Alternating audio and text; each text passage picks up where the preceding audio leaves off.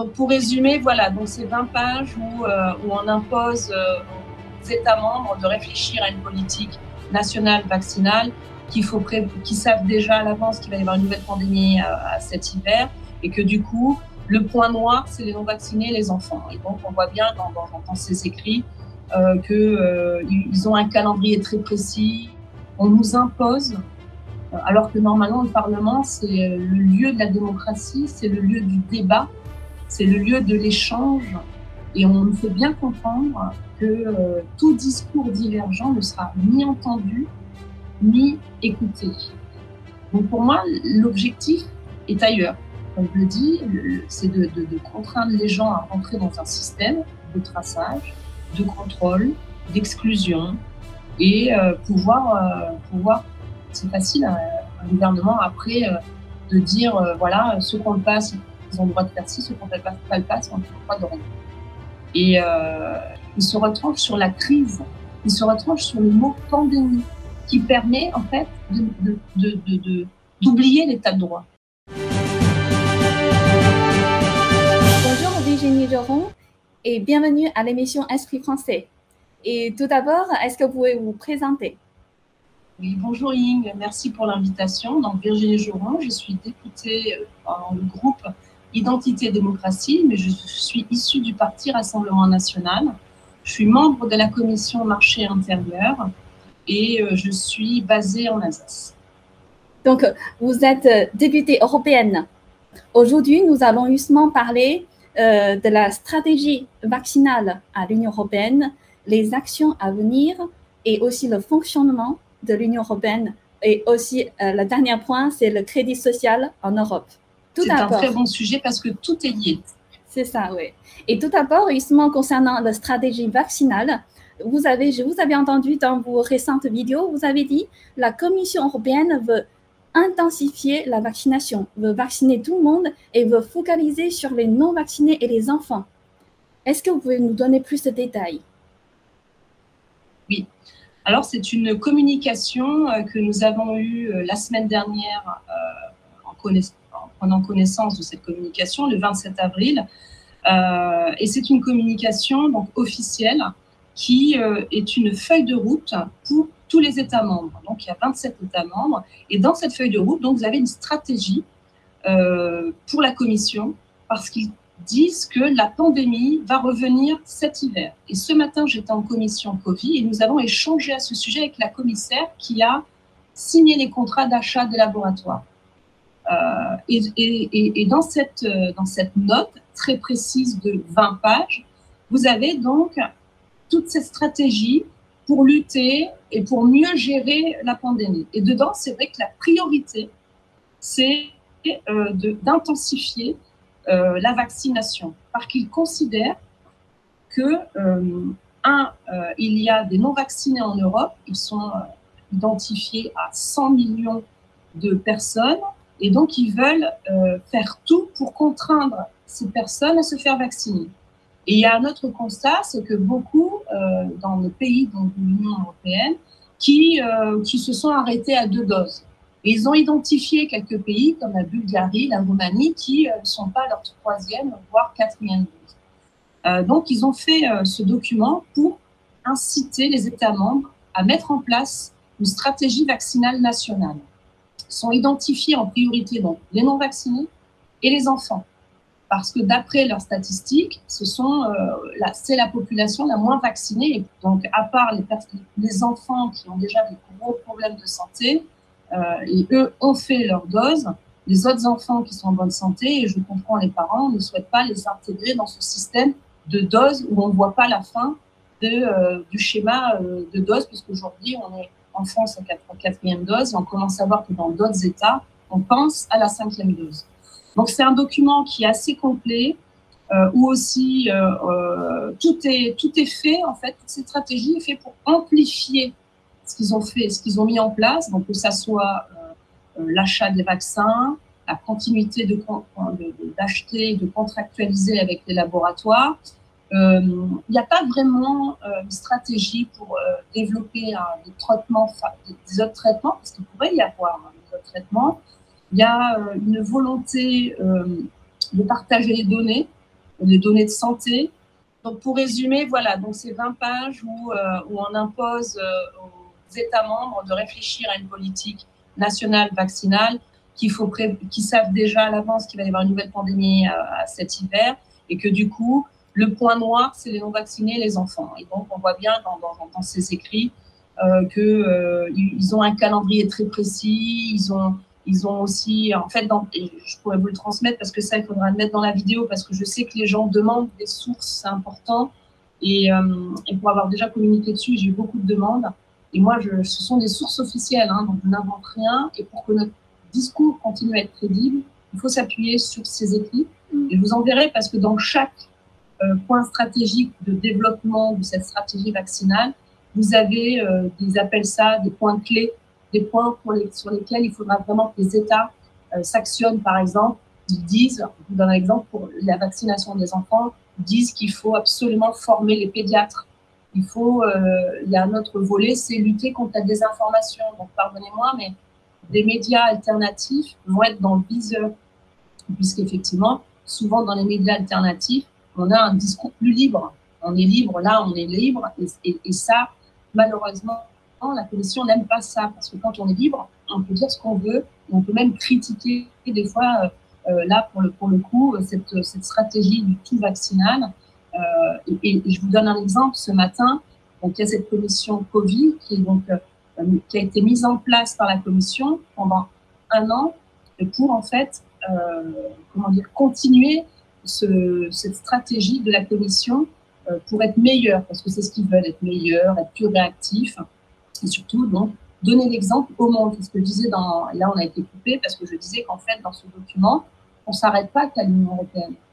On ne s'arrête plus, en fait. C'est ça, en plus, le danger. C'est que la Commission de Bruxelles estime que ce schéma vaccinal doit être global.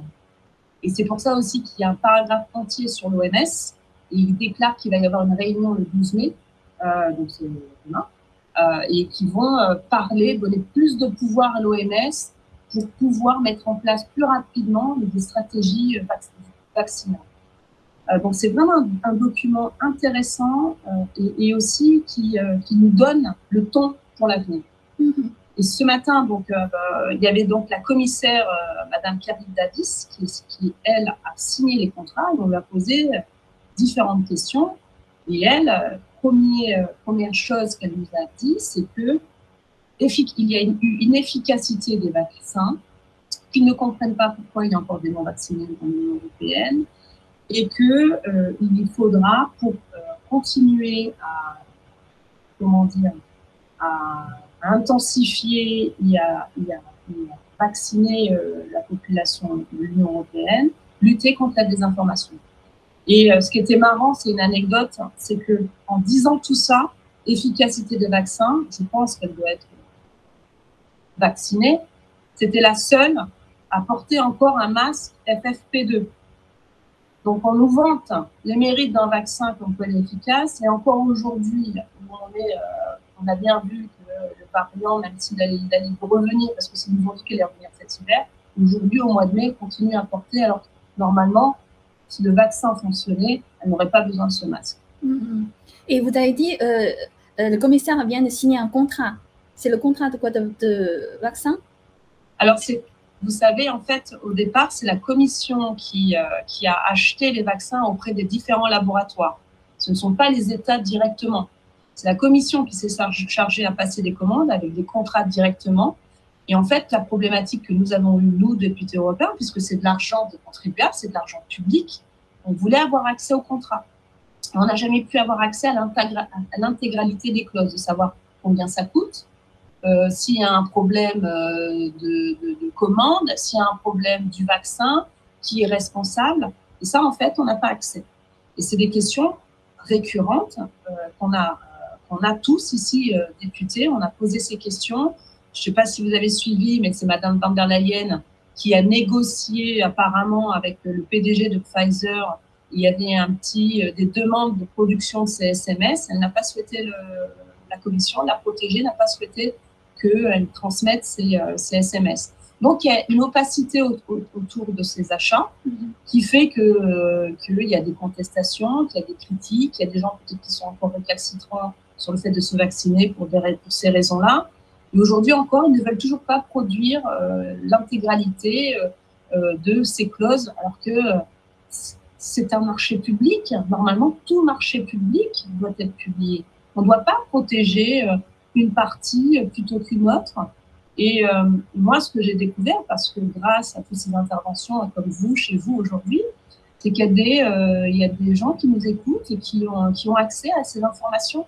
Et donc, j'ai une copie du contrat qui est avec toutes les clauses non brisées. On se rend compte pourquoi, en fait, ils cachent et ils protègent le laboratoire, parce qu'on se rend compte que le prix de la dose est très cher, entre 12 € et 19 €. On se rend compte que les laboratoires, en cas de problème, sont irresponsables. Ça sera les États membres qui supporteront le problème s'il devait y avoir un problème. Et on voit qu'il y en a quand même avec les effets secondaires. Donc, en fait, après 2 ans, puisque les contrats d'achat sont passés en 2020, on continue à ne pas vouloir produire l'intégralité des contrats. Il y a un autre problème qu'on a soulevé ce matin, et moi je l'avais soulevé la semaine dernière, c'est que la commission qui a passé ces contrats, elle s'est engagée à passer commande de 4,2 milliards de doses. En Europe, on est 447 millions d'habitants. D'accord? Donc ça veut dire à peu près 9 doses par personne. Déjà, au moins, ça nous donne une idée du plan et surtout la volonté de vacciner absolument, quoi qu'il arrive, les gens. Ou à moins qu'on soit tellement généreux qu'on veut toutes ces doses pour après les donner à des pays qui sont en difficulté, comme en Afrique, qui auraient des difficultés d'accès à ces vaccins. Ce qui n'est pas le cas, puisqu'on sait qu'aujourd'hui, je vais donner l'exemple, il y a à peu près 216 millions de doses qui sont périmées. Parce qu'en plus, la dose, elle ne dure que 6 mois en efficacité. Donc, on voit bien que les délais passent, les commandes de 4 milliards de doses ont été faites. Et ce matin, on a eu donc enfin un aveu de la Commission qui nous a dit, effectivement, il y a peut-être une surproduction, qui se décharge, une surproduction de vaccins. Je ne dirais pas que c'est une surproduction, je dirais qu'il y a une surcommande de vaccins. Mais quand même, ils ont avoué qu'il y avait une surproduction et qu'ils se retrouvaient avec un stock de doses et avec ce décalage entre la demande et l'offre qui fait que la Pologne a dénoncé le contrat, les États baltes ont dénoncé ces contrats. En fait, ils les dénoncent parce que c'est l'argent des contribuables. Et donc, c'est normal, comme tout pays qui gère bien l'argent de leurs contribuables, souhaite renégocier les contrats, suspendre les contrats et pouvoir reprendre la main sur ces commandes qui, comme je l'ai dit, coûtent beaucoup aux États membres. Et donc là, pour le coup, la réponse a été plutôt policée, plutôt à côté de la plaque, où en fait, il y a ce constat de surproduction. Et ce qui est très intéressant, c'est qu'ils espèrent qu'il y ait des retards de livraison, en fait. Donc, à croire que dans un contrat, il y a 2 parties et que normalement, ça doit être l'équilibre dans la signature d'un contrat. Un ne doit pas léser l'autre. Et là, on a l'impression que ceux qui sont lésés, c'est la Commission et les États membres. Puisque par cette réponse, quand on nous dit on espère un retard de livraison, je n'ai jamais entendu ce genre d'argument pour dire qu'il y a un problème de stock. Soit on prend le téléphone et on dit on suspend les commandes, et c'est tout. On n'espère pas qu'il y ait des problèmes de livraison. Donc voilà un peu la problématique, toutes ces problématiques qui sont aujourd'hui visibles. Nous sommes plusieurs députés et eurodéputés à être alertés et à avoir compris qu'il y a un problème. Et ce matin, nous étions plusieurs à poser toutes ces questions. Évidemment, manque de temps, où on n'entend que d'une oreille. On n'a pas eu toutes ces réponses, mais en tout cas, on reste très vigilants, très, très vigilants. La semaine prochaine, nous allons organiser une petite réunion avec des députés de différents États membres. Donc, je travaille avec des Néerlandais, des Italiens, des Allemands, parce que en fait, ça touche tous les États membres. Hein. C'est ce que je disais, on n'est pas seul, par exemple en France, à constater ces problématiques.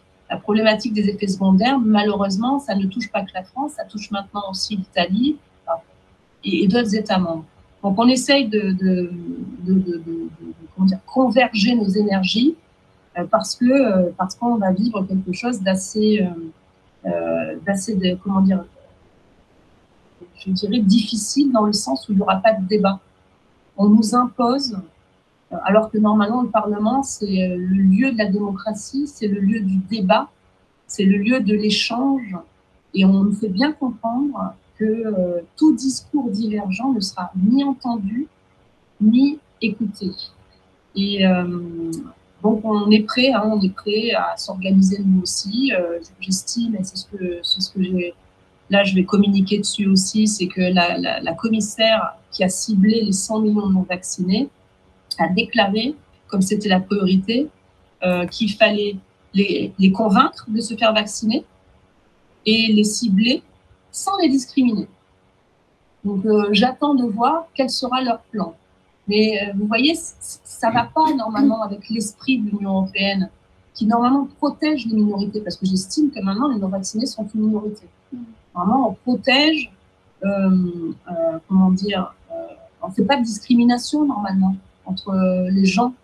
C'est les bases de nos valeurs, la liberté, le respect de l'autre. Et là, avec cette pandémie, d'un revers de la main, ça n'existe plus.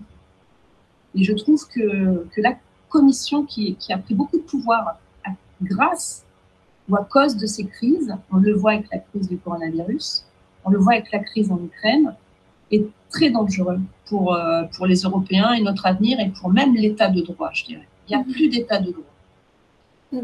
Justement, quand vous avez parlé de, par exemple, le contrat signé, mais qui a le droit de signer? C'est qui décide en fait à l'Union européenne? C'est la Commission européenne, c'est ça?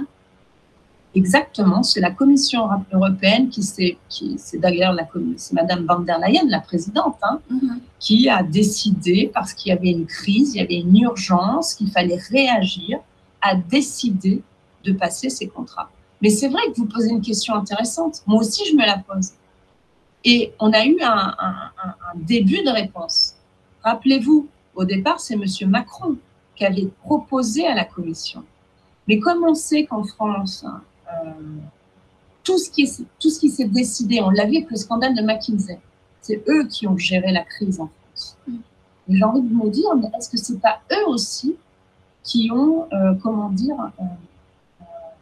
proposé cela à Macron, qui propose cela à la Commission de Bruxelles, et derrière on a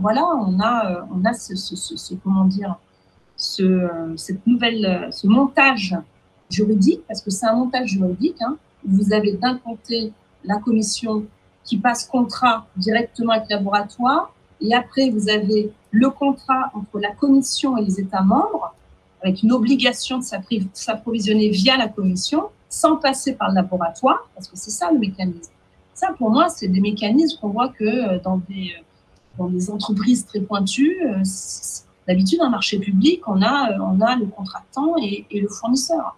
Là, c'est un nouveau montage juridique. Et comme je l'ai dit, voilà, qui a décidé, comment ça s'est décidé, tout ça est opaque. Et encore aujourd'hui, après 2 ans, on ne veut toujours pas nous transmettre la totalité de ces contrats. Mais un jour, il y a un registre de transparence, normalement, qui est accessible à tous. Et vous pouvez même le voir, vous, dans ce registre de transparence où, en fait, tous les cabinets, tous les ONG, tous les lobbies sont obligés de s'enregistrer. Et ce qui est intéressant de voir, c'est que pour Madame van der Leyen, je donne un exemple, pendant la crise du Covid, elle a été sollicitée 11 fois par une ONG qui s'appelle Global Citizen, une ONG mondialiste, 11 fois pendant la crise du Covid.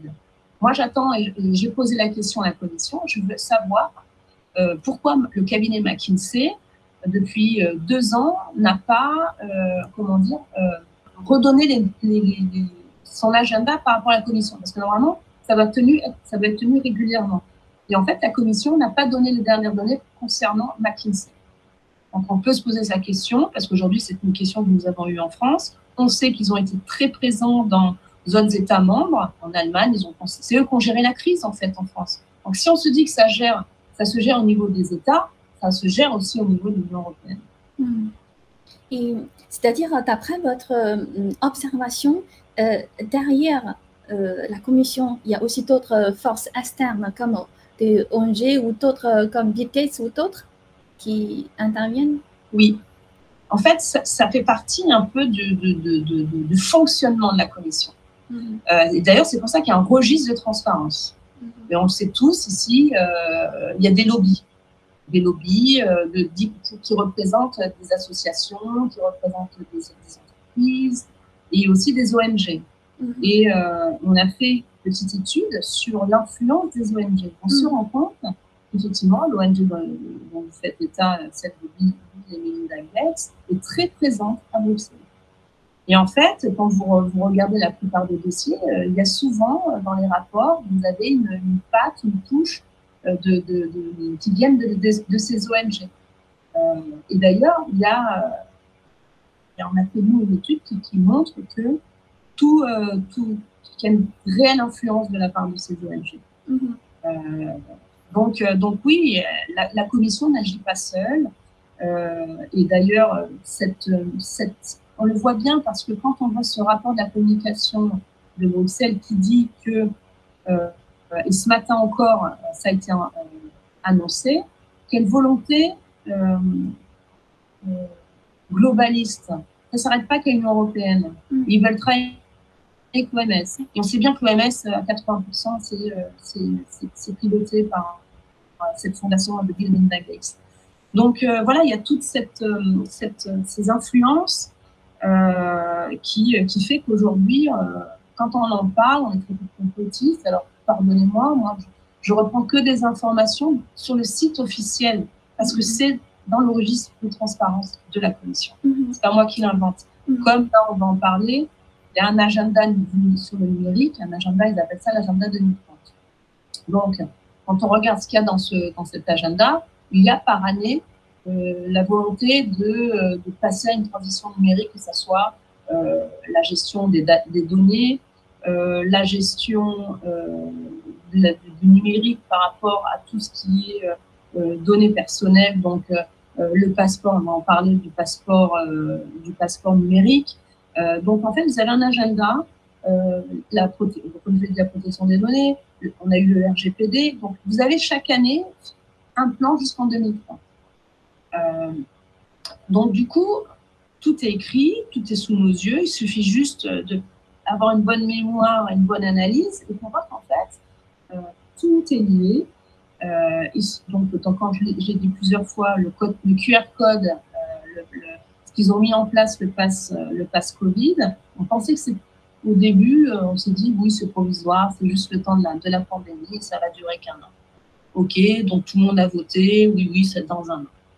Chaque État a un peu défini un peu sa stratégie. On s'est dit que bon, allez, ça va durer le temps que ça dure, les 6-7 mois. Puis on a vu là qu'on est suspendu, qu'on a tous eu. Moi, j'ai téléchargé l'application.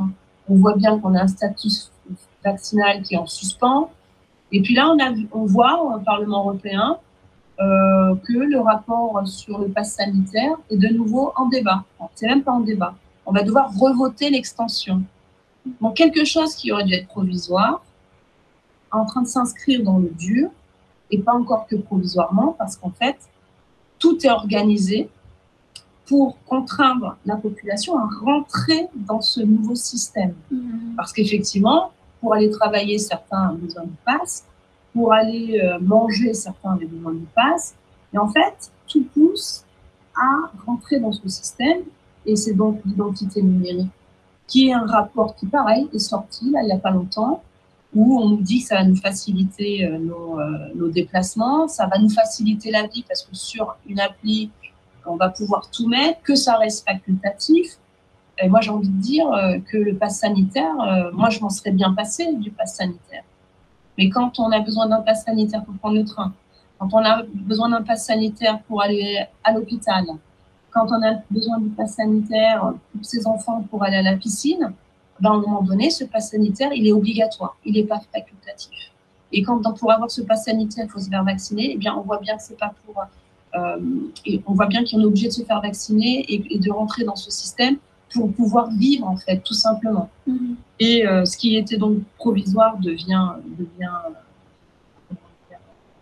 constant avec cette extension, parce que, encore une fois, la pandémie, voilà, on a vu qu'il y avait différents variants, on a vu que vaccinés, non vaccinés, s'en sortaient, mais ils veulent quand même, quoi qu'il arrive, l'étendre jusqu'en juin 2023.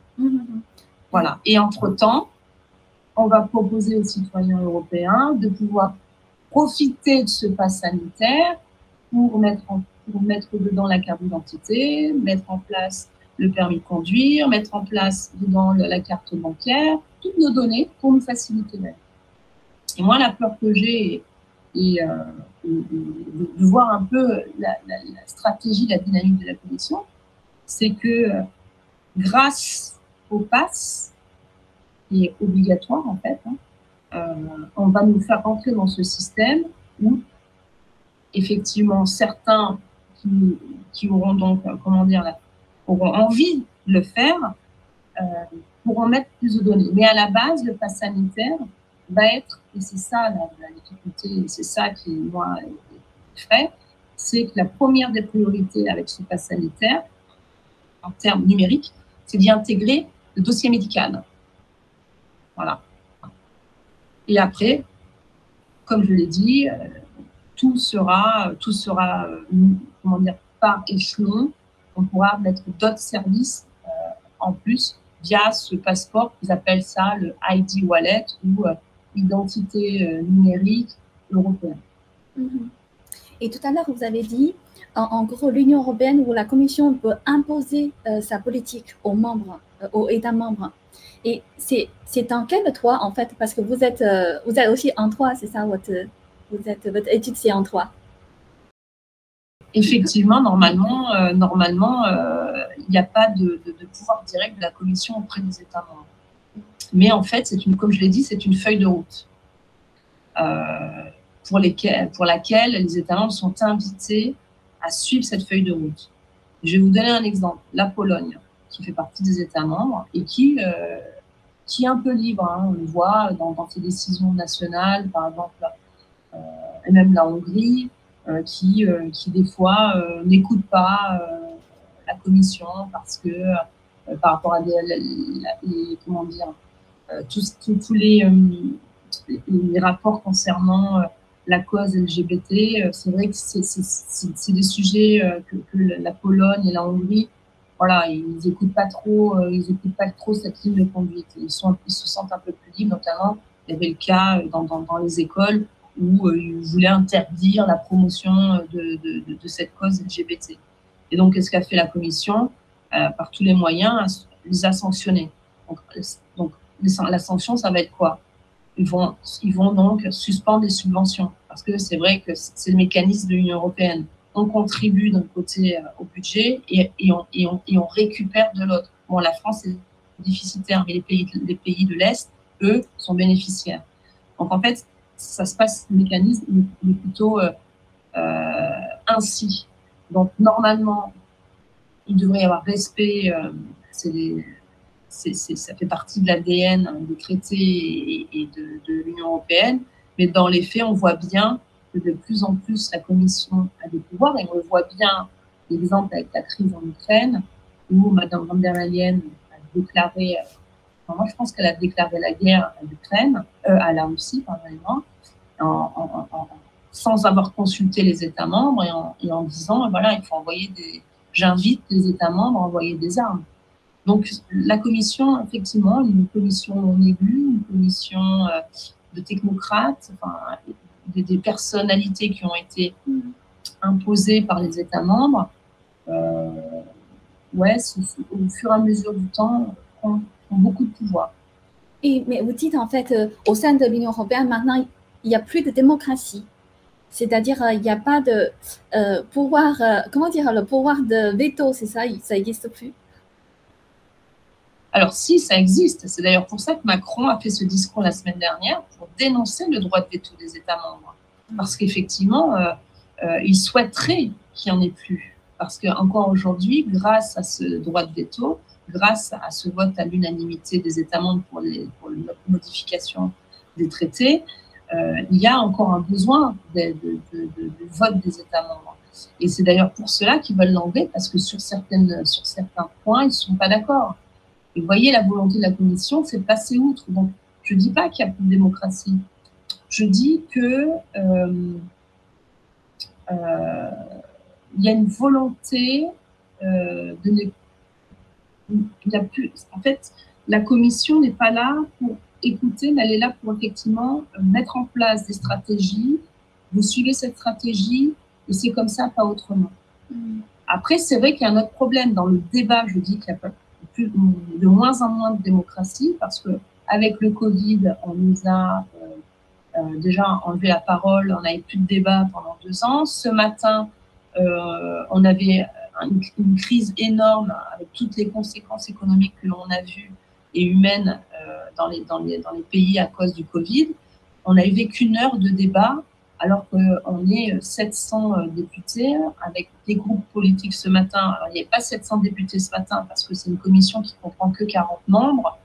Mais si vous voulez, la discussion, le débat n'était pas là ce matin, alors que c'est un sujet très important. Donc effectivement, on voit que la commission, le débat, le vote n'est pas très à l'aise avec ce système. Et du coup, tout à l'heure, au début, on a dit, comment dire, dans la commission de ce matin, Covid, le commissaire a annoncé la priorité, c'est des 100 millions des non-vaccinés. Donc, en fait, quelles sont les actions à venir? Est-ce qu'il va vraiment forcer? Parce qu'en fait, le problème aussi, c'est que jusqu'en 2023, ils ne peuvent pas obliger à la vaccination. Parce que, comme tout le monde le sait maintenant, le vaccin Pfizer et les autres vaccins sont en phase d'études cliniques. Donc, d'où le fait qu'ils ne peuvent pas obligatoirement vacciner les gens. Donc, ça, c'est le premier point. Donc, comment faire pour inciter les gens à se faire vacciner quand on ne peut pas parce qu'il y a cette contrainte. Donc, ils vont mettre en place le même système que l'année dernière pour obliger les gens à se faire vacciner. Donc, ça va être dans les écoles. Vous savez, dans les écoles en France, pour mettre un enfant à la crèche, il faut qu'il soit vacciné. Donc, sans doute faire la même chose. Ou quand il y aura un cas Covid, pour embêter les parents, ils vont fermer les écoles. Comme ça, on se retrouve avec un enfant à la maison alors qu'on travaille, ça va faire 1 fois, 2 fois, 3 fois. À la fin, on va le vacciner. Pareil pour les autres. Ceux qui ont besoin, qui pourraient aller travailler, s'y mettre parce qu'ils ont essayé de le mettre en place. Hein. Il y avait un amendement dans le pass vaccinal en France, un amendement qui voulait étendre le pass sanitaire dans les entreprises. Si demain on applique ce pass sanitaire dans les entreprises, eh bien, qu'est-ce qu'on va faire? Soit on arrête de manger et on fait quoi? On perd son travail. Et j'ai encore une pensée pour tous les aides-soignants, tous les soignants qui n'ont pas rentré dans le système et qui ont perdu leur travail, qui ont perdu de l'argent. Voilà, ça c'est courageux. Et aujourd'hui, voilà, ils n'ont toujours pas repris leur travail.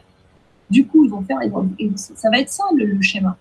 Ça va être, et ce qui est marrant, c'est qu'elle a dit, il faudra cibler, contraindre sans discriminer. Bon, voilà, on a eu. En fait, c'est la même chose que ce qu'on a vécu l'année dernière en France et dans d'autres pays, dans d'autres États. En Italie, pour les anciens, pour accéder à leur pension, il fallait être vacciné. Il y a des amendes en Italie. Ceux qui ne sont pas vaccinés, c'est 100 € d'amende. Donc, en fait, ils vont, voilà.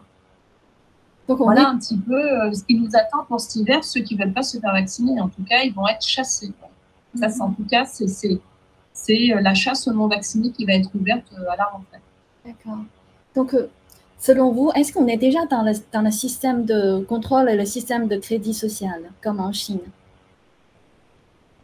Alors, ce système, pour moi, on a déjà mis un pied dedans l'année dernière quand on a accepté le pass sanitaire. Dans le sens où on a été tous, ceux qui se sont soumis à ce pass sanitaire, où on est rentré dans le système du QR code, et on devait passer pour rentrer quelque part pour accéder au cinéma, pour accéder au restaurant. On l'a déjà plus ou moins accepté. Et du coup, c'est pour ça que c'était, je pense, aussi un test pour eux pour voir si on pouvait aller plus loin. Parce que maintenant, on va vous dire, bah, écoutez, et d'ailleurs, c'est une réponse de Thierry Breton, ça. Parce que j'ai posé la question à Thierry Breton sur ce sujet, en lui disant, voilà, vous êtes le commissaire aussi au numérique, on a en charge ce rapport sur l'identité numérique avec ce passeport européen. Moi, j'ai peur, effectivement, qu'on en arrive au modèle du contrat social chinois, parce que c'est pas vers là qu'on va. Il m'a dit, Madame Joron, j'entends bien ce que vous dites, jamais de la vie on reprendra le modèle chinois, mais il faut quand même remarquer que plus de 80% de la population a accepté le pass sanitaire. Voilà. Donc, et c'est vrai, il n'a pas tort de rappeler que beaucoup de personnes ont accepté le pass sanitaire et que ce modèle-là, malheureusement, parce qu'on était contraint, on l'a accepté. Voilà. Et du coup, le remettre en place parce qu'on veut continuer cet hiver à de nouveau aller au restaurant, de nouveau aller au cinéma, de nouveau aller travailler, sera, je pense, de nouveau accepté. Et la difficulté de ce système, c'est que ce système va s'étendre. C'est-à-dire qu'une fois, voilà, step by step, hein, donc on l'a accepté pour ça, on va l'accepter, on va se dire, ben voilà, pour aller voyager, parce que c'est ça hein, surtout, hein, pour voyager au niveau européen, même pour aller à l'autre bout du monde, maintenant, vous avez vu, il faut un pass sanitaire. Alors qu'il y a le variant, on ne sait plus sur quel variant on est finalement là, on ne sait même pas d'ailleurs s'il y a un variant. Du coup, le système perdure, et pour en venir au fait que cette acceptation les conforte dans la mise en place du système. Voyez. Et du coup, il va être étendu à d'autres stratégies. Aujourd'hui, la stratégie, on l'a vu au niveau de l'Europe, c'est l'écologie, c'est le pacte vert, c'est faire baisser l'émission de CO2. Donc, et la question, c'est est-ce qu'on ne va pas dériver aussi, maintenant qu'on a plus ou moins accepté ce modèle, on va intégrer d'autres éléments. Vous avez donné l'exemple de la ville de Bologne qui en teste en Italie, où aussi ils appliquent ce système de points. Tu es un bon citoyen parce que tu sélectionnes bien tes déchets, tu es un bon citoyen parce que tu prends les transports publics, donc on te donne des points. Et grâce à ça, tu pourras accéder à, je ne sais pas, avoir une place de concert, à pouvoir mettre tes enfants à la crèche, enfin tout est possible. Et en fait, c'est ça le passeport sanitaire. Tu es un bon citoyen, tu es vacciné, donc tu as le droit de te déplacer. Donc, c'est vraiment le crédit social. Et donc, voilà, on poursuit effectivement ce qu'a fait la Chine depuis des années, qui fonctionne a priori hein, pour maintenir la population. Et en fait, on a déjà un pied dedans, il manque l'autre pied, et je pense que c'est bien parti. C'est bien parti parce que je vous ai dit, la réponse de la commission, c'est de dire, écoutez, les gens ont accepté. Quoi. Et la difficulté, et là aujourd'hui, on voit que tout est mis en place, la reconnaissance faciale, la reconnaissance vocale. Avant, c'était, on regardait la Chine de loin en se disant, ben voilà, eux, ils sont déjà là, jamais, enfin c'était ça le discours des Européens, jamais on fera la même chose, enfin, c'est possible. Et là, regardez. Avant, on se moquait hein, des Chinois qui venaient en Europe avec un masque. Maintenant, on a tout ça, c'est passé. Maintenant, tout le monde a des masques. Encore aujourd'hui, alors que c'est plus obligatoire, les gens continuent à porter des masques. Ça y est, on est rentré dedans. 6 mois, 1 an comme cela, a été accepté par une majorité. La commission va pousser à intensifier parce qu'elle considère qu'il manque ces 25%, donc c'est 100 millions. Donc on va les contraindre à rentrer dans le système pour pouvoir après leur dire, ben voilà, maintenant on passe à autre chose. Vous roulez en diesel, on voit que vous roulez en diesel parce que la carte grise que vous avez mise sur votre passeport d'identité numérique, on voit que vous roulez en diesel, on voit que vous avez perdu vos points. Bon, ben allez, hop, vous ne pourrez pas avoir accès, vos enfants, à ceci, cela. Donc, on est en train de rentrer là-dedans.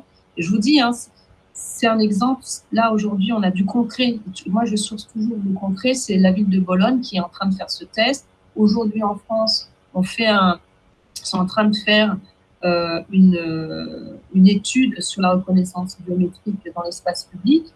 Donc, voilà, tout le pulse est en train de se mettre en place. Et c'est effrayant quand même, parce que je ne pensais pas, moi, avant mon mandat, qu'on arrive aussi vite, parce que ça s'est passé très vite, en fait, hein, ce changement-là, ce changement de modèle, très vite dans ce système. Et je pensais même qu'on était protégé de ce système. Et dans ce cas, selon vous, en fait, pourquoi, par exemple, tout à l'heure, vous parlez de masques. En tout cas, en France, à partir de lundi prochain, 16 mai, le masque n'est plus obligatoire dans le transport en commun. C'est-à-dire, d'un côté, on sait la situation de Covid s'améliorer. Mais en même temps, Olivier Véran, il annonce qu'il y a la possibilité avoir une nouvelle campagne de vaccination dès la rentrée. Donc, comment expliquez-vous, en fait, les deux choses contradictoires? Parce que le but, c'était pas de protéger les gens. Hein. Le but, c'est de vacciner tout le monde et de les faire rentrer dans le système. Parce que la personne qui porte le masque ou qui continue, c'est obligé. En fait, tout le système de contraintes était pour pousser les gens à les embêter aussi pour rentrer dans ce système. Parce que vous dites, c'est pas cohérent. Lundi, on arrête le masque, mais quand même, on nous dit qu'à la rentrée, il y a cette obligation vaccinale qui va se remettre en place. Même d'autres États membres ont déjà parlent de 5e dose. Donc, effectivement, on a un double discours qui n'est pas cohérent, et parce qu'en fait, leur volonté, c'est parce qu'ils pourraient prendre d'autres mesures. On sait qu'il y a eu des problèmes d'effectifs. Il y a quand même des soignants aujourd'hui qui sont suspendus et qui pourraient aussi permettre de soulager les collègues qui ont vécu 2 ans de pandémie et qui étaient au charbon. On pourrait améliorer, donc recruter, former. Ça, pour l'instant, ça, ils ne l'annoncent pas. Par contre, ils annoncent ça, qu'il y a une campagne de vaccination. Donc, il y a effectivement un double discours, il y a un manque de cohérence parce qu'en fait, c'est ça la question qu'il faut se poser. Et je voulais la poser ce matin. Pourquoi cet acharnement à vacciner les gens? Pourquoi en plus faire ce focus sur les non-vaccinés? Si les gens qui ont décidé de se faire vacciner sont soi-disant protégés, c'est quoi? Si vraiment ces 100 millions de personnes étaient problématiques, on mettrait comment dire, un point fort sur le recrutement du personnel, sur la réintégration du personnel soignant. On donnerait plus d'armes aux hôpitaux. Vous voyez? Et là, on ne fait pas. Donc, pour moi, l'objectif est ailleurs. Comme je le dis, c'est de contraindre les gens à rentrer dans un système de traçage, de contrôle, d'exclusion et pouvoir c'est facile à un gouvernement après de dire voilà, ceux qui ont le pass, ils ont le droit de faire ci, ceux qui n'ont pas le pass, ils ont le droit de rien. Et encore une fois, voilà, ça n'engage que moi, c'est mon analyse, mais je pense qu'on est plusieurs autres députés à avoir la même analyse, plusieurs autres personnes à partager cette analyse. Je dis que la liberté est fondamentale. Dans la mesure où on a un vaccin, je suis vaccinée depuis toute petite. Le dernier, c'était la fièvre jaune. Mais j'aime pas qu'on m'oblige à faire quelque chose. J'aime pas.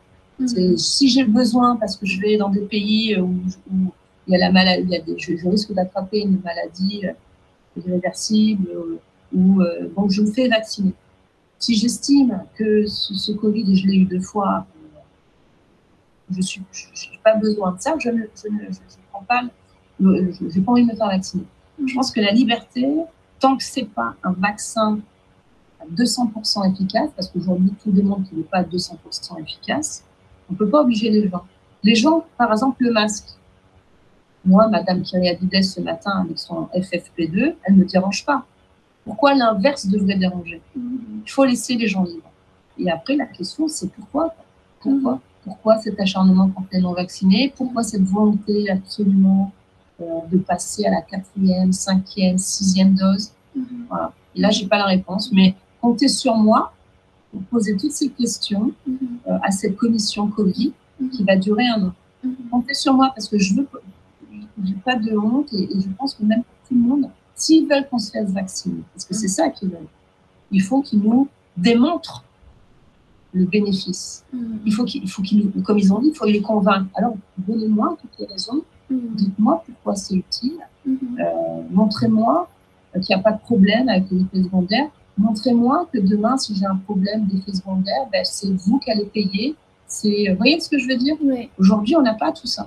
D'accord. Et d'après vous, aussi, quand vous entendez, par exemple, ce matin, quand il annonce cet hiver, il y aura des nouveaux variants. Et comment il peut prévoir, cet hiver? On rigole, mais moi, je trouve ça triste. Parce que ce sont des gens, c'est des fonctionnaires. Vous avez qu'à regarder sur le site, leur fiche Wikipédia. C'est des gens qui ont vécu toute leur vie dans un bureau, très bien. Ils ont souvent des formations de juristes. Ils ont été souvent des politiques dans leur propre gouvernement. Qui se retrouvent là, ce matin. C'est tous des épidémiologistes. Tous. Ils ont tous la science. Ils savent tous que effectivement, que le variant va changer, qu'il va y avoir la pandémie. Donc j'avais envie de dire, mais peut-être que c'était trop simpliste. Je pense qu'on a eu chaque hiver une grippe. Hein. Et tous les hivers, on a une grippe différente. Tous les hivers, il y avait cette possibilité d'accéder à un vaccin. Et je pense qu'il faut être à un moment donné, déjà interroger les bonnes personnes. Parce que moi, effectivement, quand j'entends que c'est cette commissaire ou le secrétariat ou un autre député qui est sûr et certain qu'il va y avoir une pandémie et qui est sûr et certain qu'il y a un nouveau variant, là aussi, ça ne contribue pas à avoir confiance à ce discours. Donc, laissez parler les professionnels, déjà. C'est pour ça que moi, jamais je parlerai de science ou de virus, parce que ce n'est pas mon domaine et je manquerai de crédibilité. Donc ça, c'est déjà la première chose. Et après, j'ai envie de dire, mais est-ce que, à un moment donné, ces gens-là, ces experts, qui doivent s'exprimer. Et il faut les deux courants, parce qu'il y a des courants qui sont pro et des courants qui sont contre, et il faut les deux, comme dans tout débat politique. Il faut les deux versions. Et c'est le citoyen, c'est lui qui doit faire son propre choix. Et pas Madame Kyriakides ou le député X qui doit dire avec sa boule de cristal qu'il va y avoir une pandémie et que ce sera un autre variant, parce que ce discours-là, on l'entend tous les jours à la télé. Hein. On l'entend quand même tous les jours. Il n'y a pas plus tard qu'une semaine, c'était Bill Gates qui l'a annoncé à la télévision française. Tous les jours, vous avez un expert trucmuche qui passe à la télé qui vous dit pareil que... d'ailleurs, Véran a annoncé déjà la couleur pour cet hiver. Est-ce que Véran... et à partir de quelle étude? Moi, je dis donnez-nous l'étude. Je ne sais pas, moi, je veux bien vous croire. Alors, c'est vrai que là, on voit ce qui se passe dans d'autres États où on voit qu'il y a, je sais pas, une recrudescence du Covid, mais là, c'est pareil. Donnez-nous on veut voir les données et des données brutes. Après, j'ai envie de dire, où est la grippe? Elle a disparu.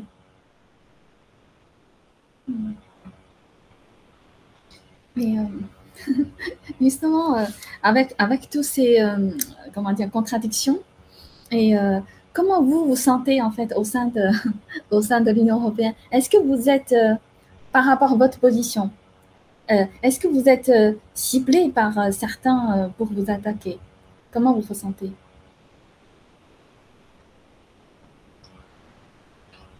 Non, parce que déjà, il y a une vingtaine de députés sur la même position. On n'est pas seul. Et en fait, j'attends rien des autres. Par exemple, de la commission ou des autres députés. Parce qu'en fait, je suis déjà dans un parti qui est ciblé. Vous voyez? Donc, je le vis pas mal. Je le vis pas... pour moi, c'est naturel d'être comme ça. J'ai pas de pression, je subis pas de pression. J'ai beaucoup de soutien. Vous savez, ça, c'est pour moi le plus important. Beaucoup de soutien de gens de tous les niveaux, de toutes les catégories sociales, du monde entier, j'ai envie de dire, de la Nouvelle-Calédonie, de Wallis-et-Futuna, du Canada. Ce matin, j'ai reçu un message d'Irlande. Et ça, c'est important. Et ça, vous voyez, pour moi, c'est plus important que tout le reste. Mais honnêtement, je ne veux pas dire que je sens pression. Ce matin, je voyais dans les regards. En tout cas, ils savent qui je suis. Déjà, ça, c'est bien. Ils savent effectivement que j'ai cette position. Mais et en plus, ce qui est intéressant, ça, c'est notre anecdote, j'ai beaucoup de soutien de la part des fonctionnaires européens qui ne peuvent pas le dire. On n'est pas seul. Super. Beaucoup, beaucoup de soutien. Je reçois beaucoup quand je fais un discours, de petits messages comme ça. Ils ne peuvent pas s'exprimer. Les en pensent pas moins. Et donc ça, vous voyez, pour moi, c'est que du bonheur. Et du coup, selon vous, en face de ces politiques ou stratégies vaccinales, quelles sont des actions possibles, juridiques ou d'autres? De la part de qui? De la Commission ou de notre part? De votre part déjà, de votre part en tant que député. Contre cette obligation, pour l'instant, on n'a aucun moyen. Je vois qu'il y a des recours en France, qu'il y a des saisies parce que finalement, c'est une intrusion dans notre santé. Les soignants ont essayé, parce qu'en fait, il n'y a pas d'obligation vaccinale, si ce n'est une certaine catégorie professionnelle qui a été ciblée par le gouvernement par décret l'année dernière. Donc, eux, ils ont été ciblés et ils ont fait des recours. Ils ont, à part, je crois, un cas en France où une infirmière a réussi parce qu'elle était malade, il y avait un contexte très particulier où elle ne pouvait pas se faire vacciner parce qu'elle était en rémission de cancer, elle était âgée, enfin bref, il y avait des paramètres très pointus et différents qui fait que son cas était très à part. Et elle, effectivement, elle a bénéficié de ce recours. Mais, et pour l'avoir vécu au niveau européen, on se retrouve devant un mur. Il n'y a pas de recours. Parce que, un citoyen qui ne rentre pas dans cette catégorie des soignants, l'obligation vaccinale n'existe pas. Donc, vous voyez, vous ne pouvez pas contester quelque chose qui n'est pas obligatoire. Les soignants, ils ont essayé, beaucoup ont perdu, sauf cas particulier, parce qu'en fait, ils se retranchent sur l'urgence, ils se retranchent sur la crise, ils se retranchent sur le mot pandémie, qui permet en fait d'oublier l'état de droit. Et ça, on vient de le vivre ici au Parlement parce qu'on a contesté la mise en place du pass sanitaire. C'est un très bon exemple. Donc, on est plusieurs députés à avoir fait un recours contre la décision du Parlement qui a imposé la mise en place du pass sanitaire au sein du Parlement. C'est la seule institution représentative du peuple qui a décidé de mettre ça en place. D'autres, après, ont suivi. Mais c'était la seule au départ. Donc, nous, on a contesté cela. On a dit, attendez, déjà, dans notre propre État, ça n'existe pas. En France, au Parlement national, il n'y a pas cette obligation. Donc, je ne veux pas être contrainte à avoir cette même règle. Donc, on a fait un recours. Eh bien, les arguments, c'est urgence, pandémie, risque, santé. Et c'est tout. Donc, on a été déboutés. Donc là, on va voir si on fait un appel, mais en tout cas, pour eux, et en plus, dans ce cas très précis, c'est le Parlement qui a décidé de la mise en place de pass sanitaire. Elle s'est basée que sur un seul avis d'un médecin conseil du Parlement qui n'a jamais vu un patient de sa vie. Voilà. Donc, on se retrouve face à un mur. Et c'est pour ça que, comme on n'y arrive pas par la voie judiciaire, parce que c'est encore flou, on fait des questions orales, on fait des discours un peu durs. On saisit la médiatrice parce que on voudrait avoir la copie des SMS de Madame van der Leyen qu'elle a fait avec Monsieur Bourla de Pfizer. Donc voilà, nos actions se limitent à cela. Mais c'est nécessaire, vous voyez, on lâche pas. Après, on attend, et c'est pour ça que pour l'instant, les effets secondaires, parce qu'il y a beaucoup d'effets secondaires, on n'a pas eu le temps d'en parler, liés au vaccin, où il y a des rapports, là aussi, qui sont précis, et qui relatent quand même un développement accru des effets secondaires depuis la mise en place du vaccin. Et là, par contre, on attend beaucoup là, des recours judiciaires. Là, je pense que c'est là qu'on pourra faire un recours judiciaire. C'est malheureusement, c'est là qu'il y aura peut-être des suites. Parce que des décès, il y en a, des péricardites, il y en a, des myocardites, il y en a, des AVC, il y en a. La semaine prochaine, je rencontre de nouveau le collectif Où est mon cycle. Vous savez, c'est tout ce qui est les troubles menstruels, les fausses couches, qui sont liés a priori, pour pas me dire que je suis une complotiste, etc. Mais même si ça m'est égal. Et la semaine prochaine, on fait de nouveau une conférence sur ce sujet parce que les chiffres explosent. Et on voit que ce qui se passe ici en France avec ces effets secondaires se passe maintenant la même chose en Italie. Et je pense que c'est là qu'on pourra enfin avoir un débat sain autour de ce vaccin et peut-être suspendre, j'espère, cette vaccination obligatoire. Après, encore une fois, la liberté. Ceux qui veulent leur dose, qu'on leur laisse le choix d'aller vers leur dose. Et ceux qui ne le souhaitent pas, qu'on les laisse aussi tranquilles. Pour moi, c'est vraiment... c'est ce qui a fait que j'ai réagi comme ça. Moi, tant que ce n'était pas obligatoire, aucun problème. Dans la mesure où, du jour au lendemain, sans arguments vraiment tangibles, parce que pour moi, dire ça vous protège des effets graves, pour avoir eu 2 fois le Covid, aujourd'hui, si vraiment c'était un effet grave, je ne serais même pas là en train de vous parler. Vous voyez ce que je veux dire? Donc, il faut être cohérent. Et voilà, quoi. Donc, voilà un petit peu l'état des lieux. Mais selon vous, c'est quoi le plus grand faille du fonctionnement de l'Union européenne?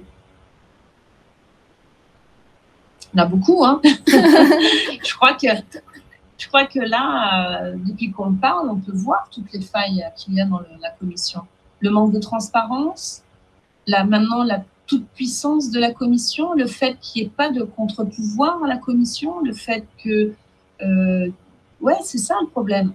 C'est le manque de transparence, pas de contre-pouvoir, la Commission fait ce qu'elle veut. Et du coup, moi, j'aime l'Europe. Hein.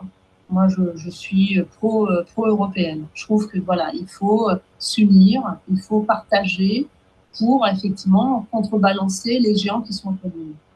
Mais pas cette Europe, pas cette Union européenne qui veut effacer les identités. On le voit avec la mise en place de ce portefeuille qui pousse à aller vers un système où on n'a plus de carte d'identité, ou alors on va plus utiliser cette carte d'identité nationale pour passer dans un autre système. Où en fait les États membres sont dépendants d'une commission non élue, et ça me dérange. C'est pas cette Europe-là, et c'est pas ce que notre groupe aussi politique défend. On veut le respect des peuples, on veut le respect des choix politiques des États membres. Alors certes, au départ, la pandémie, on savait pas ce que c'était, on s'était dit pourquoi pas la commission va faire un achat groupé, mais elle aurait dû jouer le jeu. Elle aurait dû être transparente. Elle aurait dû intégrer les États membres à la négociation. Elle aurait dû répondre à toutes ces interrogations. Elle aurait dû transmettre son SMS. En fait, elle a fait comme si nous n'existions pas, en fait. Et voilà, donc la faille pour moi de cette Union européenne qui est mal utilisée. Voilà. C'est un outil qui est bien, qui pourrait fonctionner, mais qui est très mal utilisé, qui ne protège pas. Et moi, je le vois avec d'autres dossiers en marché intérieur. Dès qu'on demande une clause pour protéger les emplois locaux, pour favoriser la préférence européenne dans les marchés publics, non, la Commission n'en veut pas. Et ça, c'est du concret. Okay. Mais avant de conclure notre interview, quel est votre message pour les gens qui veulent quand même retrouver la liberté en Europe, qui veulent aussi défendre la souveraineté de chaque pays? Bien voter déjà. Voilà, ça c'est facile. Bien voter, s'impliquer, dans le sens où il ne faut pas baisser les bras, dans le sens où je vois qu'il y a des collectifs, je vois que il y a des organisations amicales qui se font entre différents États. Je pense que faut pas perdre espoir en nous, déjà en nous-mêmes. Parce que des fois, on se pose la question. Parce que sans parler aux autres, déjà en soi. Moi, plusieurs fois, je me suis dit, bon, j'abandonne, c'est fatigant. Mais déjà, c'est là, c'est en nous. On a envie d'être libre, eh ben, on va se battre pour ça. Savoir dire non, c'est vrai que c'est compliqué de savoir dire non. Mais c'est vrai que ça, déjà, c'est nous, c'est en nous. Donc déjà, ça. Déjà, est-ce que je suis bien? Il ne faut pas faire les choses parce qu'on nous l'impose ou ça va. Parce que ça nous rend malade. Donc je pense que déjà, c'est à l'intérieur de nous. Voilà. Faire les choses parce qu'on a envie de faire les choses. Et puis, j'ai envie de dire, lâcher prise aussi. Ça ne sert à rien de rentrer dans leur jeu de la haine, parce que moi, j'ai pas envie de rentrer là-dedans. Il ne faut pas rentrer là-dedans, dans la bataille, parce que c'est ce je pense que c'est ce qu'ils souhaitent. Et je pense qu'il ne faut pas rentrer là-dedans, dans le sens où, voilà, ils nous ont poussés des fois à manifester, ils nous ont poussés des fois à être violents, et je pense que c'est ça la limite. C'est ça la limite. Et jouer avec leurs propres règles, continuer à réinformer et se dire qu'on n'est pas seul. Voilà, ça c'est très important, la réinformation. Et ce qu'il faudra faire, parce que ça c'est très important pour des médias comme le vôtre, parce qu'ils vont lutter contre la désinformation. D'accord, la désinformation, c'est juste, aujourd'hui, c'est quand le discours que j'ai aujourd'hui, ça va être sans doute décrit comme de la désinformation. Et en fait, il faudra jouer avec les termes, il faudra juste prendre leurs données, comme là vous l'avez dit, hein. Véran dit, là, dans quelques jours, on enlève les masques, et après, il dit tout de suite après, attention à la vaccination. Donc en fait, il faut prendre juste leurs propres défauts et les remettre en avant. Tout simplement. Entre guillemets, tout simplement. Mais c'est ça ce travail que nous, on va faire. Parce que réinformer, quand on a donc l'info, qu'on sait qu'on n'est pas seul, qu'on sait qu'on est déterminé et qu'on sait qu'à l'intérieur on est libre, eh bien déjà, on a presque gagné. Merci beaucoup Virginie. Ben, merci à vous, et puis voilà, je sais que le chemin va être encore un peu tumultueux, et comme je l'ai dit, ce qui compte, c'est ce qu'on a nous à l'intérieur. Donc on va voir, dans 6 mois, on va voir. Oui, et comme dit, il faut être en paix avec soi-même. Je le dis, hein, parce que des fois, voilà, si après même on doit se faire vacciner pour garder je le dis, il faut faire toujours l'équilibre. Perdre un travail, ça veut dire après perdre sa famille parce qu'on n'a plus les moyens. C'est perdre des amis. Il faut faire vraiment la balance. Il faut vraiment faire. Je ne pousse à rien, mais il faut que soi-même, on se pose ces questions pour pouvoir dépasser tout cela. Et puis en attendant que nous, à tous nos niveaux, que ce soit des experts, des médecins, que ce soit moi en politique, que ce soit des avocats, continuer à faire le travail, parce qu'il faudra multiplier toutes ces énergies pour montrer que, ok, ceux qui veulent se faire vacciner se fassent vacciner, ceux qui ne veulent pas, parce que c'est ça, mon objectif, c'est celui-là. Je veux pas qu'on traîne des gens